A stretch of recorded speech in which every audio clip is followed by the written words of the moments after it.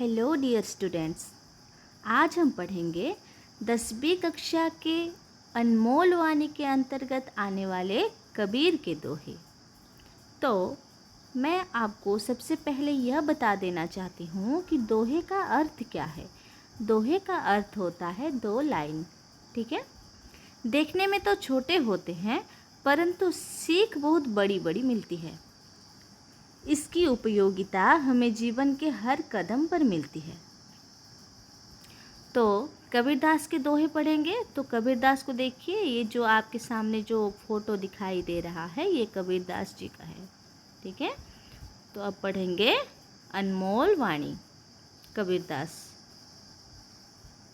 तो कवि परिचय थोड़ा जान लेते हैं।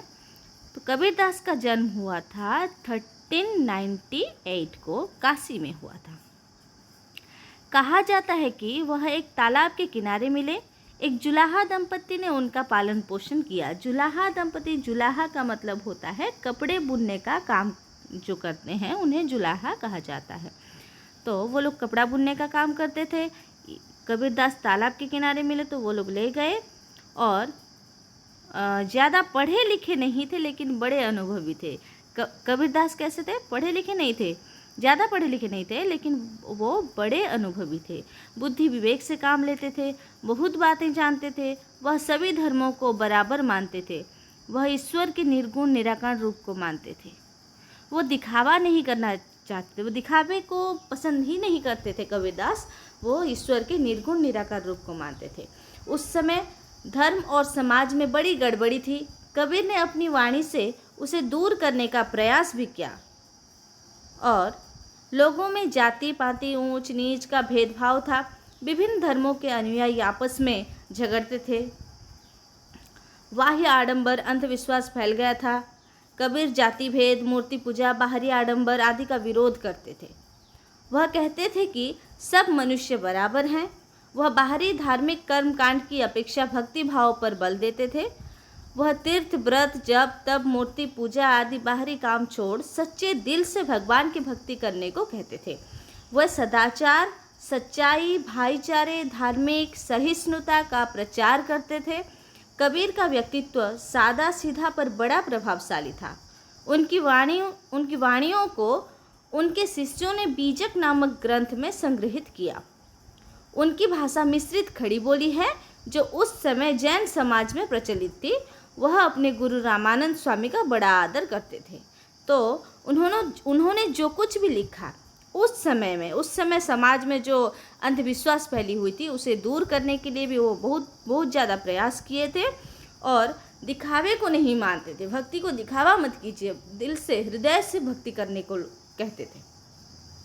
और उनकी लिखी हुई जितने भी दोहे हैं सबको, जितने भी वाणी हैं सबको उनके शिष्यों ने बीजक एक महाग्रंथ है, बीजक नामक ग्रंथ में उनके शिष्यों ने उससे संभाल कर रखा, संग्रहित करके रखा।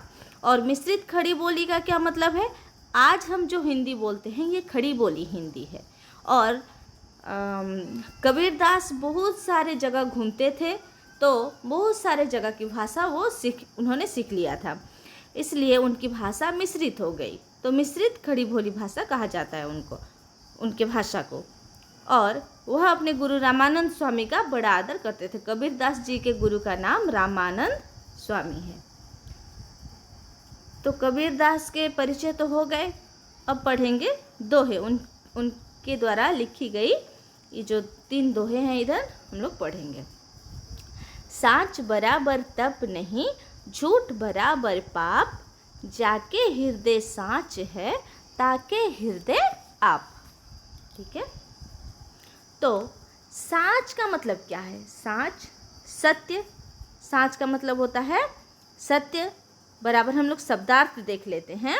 साँच सत्य, बराबर का मतलब है समान, तप माने तपस्या या ज्ञान, झूठ का अर्थ है मिथ्या, पाप पातक कुकर्म अग, जाके जिसके, हृदय ताके उसके, आप किसे कहा गया है? ईश्वर या फिर भगवान को। सत्य हमेशा महान होता है। संसार में सत्य के समान तपस्या या ज्ञान नहीं है, उसी प्रकार झूठ या मिथ्या के बराबर पाप या बुरा काम नहीं है। कारण बुरा काम करना पाप है। जिसके हृदय में सत्य का निवास है, अर्थात जो हमेशा सच बोलता है, उसका हृदय निर्मल है, पाप रहित है। उसके निर्मल हृदय में भगवान विराजमान करते हैं। अर्थात सत्यवादी को भगवान के दर्शन मिलते हैं। वह महान होते हैं, तत्वदर्शी होते हैं। समाज सत्यवादी का आदर करता है, पापी का अनादर करता है। तो मैं फिर से आप लोगों को ये दोहा समझा देना चाहती हूँ। साच बराबर तप नहीं, साच मतलब सत्य के बराबर तप कोई तपस्या नहीं है। झूठ बराबर पाप, झूठ के समान कोई पाप नहीं है। तो झूठ बोलना सबसे बड़ी पाप है और सच बोलना सबसे बड़ी पुण्य है। जाके हृदय, जिसके हृदय साच है, सत्य है, ताके हृदय, उसी के हृदय में आप हो। आप कौन? भगवान हो। तो इससे आपको क्या सीख मिली? इससे हमें यह सीख मिली कि जिसका हृदय निर्मल होता है, उसके हृदय में भगवान का वास होता है। तो हमें हमेशा हमें सच ही बोलना चाहिए, झूठ कभी नहीं बोलना चाहिए। तो नेक्स्ट हम जाते हैं और एक दोहे पर। देखिए भगवान जी को। नेक्स्ट सेकंड दोहे में लिखा है, जो तो को कांटा बूबे ताही बोए तू फूल, तो को फूल को फूल है, बाको है त्रिशूल। तो इसका जो कठिन शब्द है, सबसे पहले उसे देख लेते हैं। तो को मतलब तुझको, कांटा मतलब कंटक, बूबे मतलब बोता है, ताही मतलब उसे, बोए बो, तो को तुझको, बाको उस या फिर उसको, त्रिशूल त्रिशूल या फिर त्रिगुण। तो इसका अर्थ देख लेते हैं। यह सत्य है, प्रमाणित है कि अच्छे काम करने वालों को अच्छा फल मिलता है और बुरे काम करने वालों को बुरा फल मिलता है। अर्थात सभी को कर्म के अनुसार फल भुगतना पड़ता है। जैसी करनी वैसी भरनी।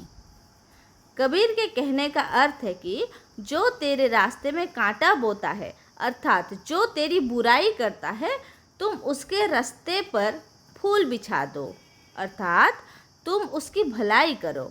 इसका नतीजा यही होगा कि तुम्हारी अच्छाई से तुम्हें अच्छा फल मिलेगा और उसकी बुराई के लिए उसको बुरा फल मिलेगा। मतलब हुआ कि अच्छा काम करो और अच्छा फल पाओ। देखो,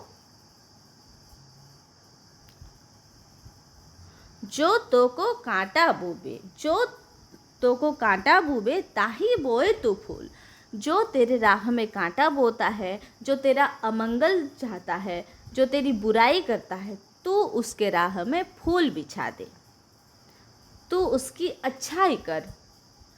तोकू फूल को फूल है, तुझे फूल के बदले फूल ही मिलेगा, तेरी अच्छी कर्म के बदले तुझे अच्छा फल ही मिलेगा। बाको है त्रिशूल, और उसे बुरा काम करने वालों को बुरा ही मिलेगा, बुरा फल ही मिलेगा। त्रिशूल जैसे चुभेगा उसे जो वो हमारे लिए जितना बुरा सोचेगा, उससे 3 गुना उसे उसकी बुराई होगी। इसलिए इससे हमें क्या सीख मिलती है? इससे हमें यह सीख मिलती है कि हमेशा दूसरों की भलाई करनी चाहिए, कभी किसी की बुराई नहीं करनी चाहिए। अब देखते हैं और एक दोहा है।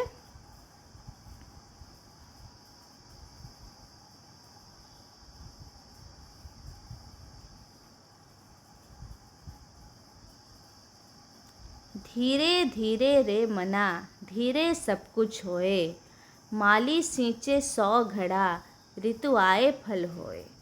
धीरे धीरे रे मना शब्दार्थ देख लेते हैं। मना का मतलब होता है मन, होए का होता, माली पेड़ पौधे लगाने या सींचने वाला, सिंचे सिंचन करना, पानी देना या फिर सिंचाई। 100 मतलब 100 घड़ा, मटका, कलश, गागर, जलपात्र। ऋतु मौसम। कबीरदास का कहना है कि काम धीरे धीरे होता है, उसके लिए धैर्य की आवश्यकता नहीं है, उसके लिए धैर्य की आवश्यकता है। इसके लिए उदाहरण देकर कबीर कहते हैं कि माली के 100 घड़ा पानी सींचने पर भी किसी भी पेड़ में समय के पहले जल्दी से फल नहीं लग जाते, इसलिए ऋतु की प्रतीक्षा करनी पड़ती है। वक्त के आने से ही पेड़ में फल लगते हैं। देखिए, इसमें माली क्या कर रहा है, पानी सींच रहा है, लेकिन ये जो पौधे हैं ये बड़े होंगे, उसके बाद ही फल देंगे, ऋतु आने पर ही। देखिए, एप्पल का लाइफ साइकिल है ये। धन्यवाद।